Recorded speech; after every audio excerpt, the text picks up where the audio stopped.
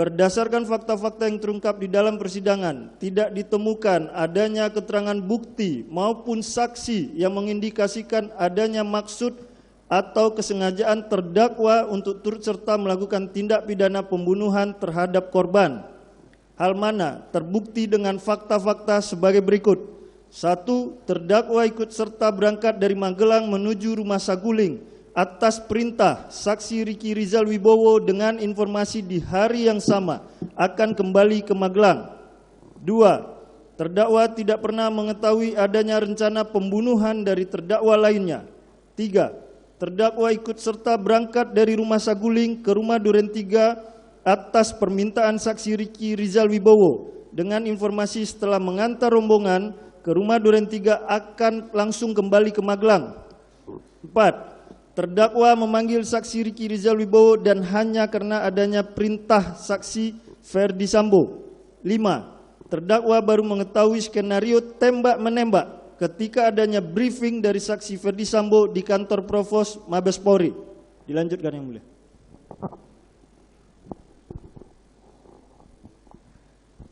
Kami lanjutkan yang mulia. Bahwa oleh karena unsur sengaja dan dengan rencana terlebih dahulu serta turut serta secara bersama-sama merampas nyawa orang lain tidak terpenuhi, maka unsur-unsur lain tidak perlu dibuktikan lagi. Demikian pula tidak satupun alat bukti lain yang dapat membuktikan adanya perencanaan atau permufakatan untuk melakukan pembunuhan terhadap korban. Oleh karena dakwaan primer unsurnya tidak, maka unsur dakwaan subsidiar mohon dianggap sudah dibacakan yang mulia.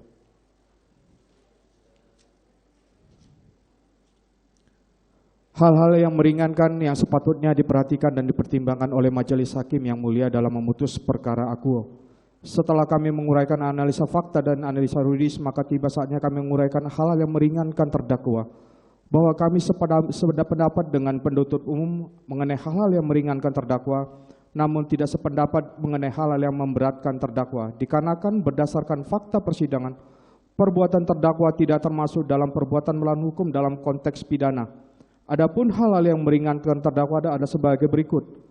Terdakwa tidak pernah dihukum sebelumnya, terdakwa bersifat kooperatif selama proses penyidikan dan persidangan, terdakwa bersikap sopan di dalam persidangan, terdakwa menjadi tulang punggung keluarga.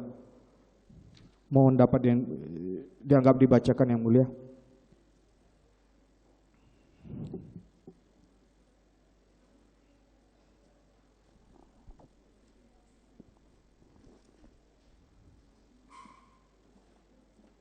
Majelis Hakim yang mulia, saudara penuntut umum, saudara terdakwa dan sidang pengadilan yang kami hormati, perkenankan kalau kami sekali lagi mengucapkan terima kasih atas toleransi waktu yang diberikan kepada kami yang sejak awal bertindak selaku penasihat umum terdakwa Kuat Ma'ruf hingga saat pada tahapan pembacaan pembelaan ini.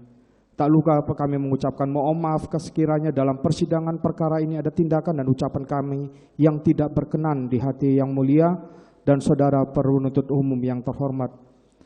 Kepada terdakwa dan segenap keluarganya, mohon maaf sekiranya pembelaan kami kurang memuaskan, oleh karena hanya inilah yang dapat kami persembahkan sebagai upaya maksimal kami dengan segala keterbatasan kami selaku hamba Allah salawatullah.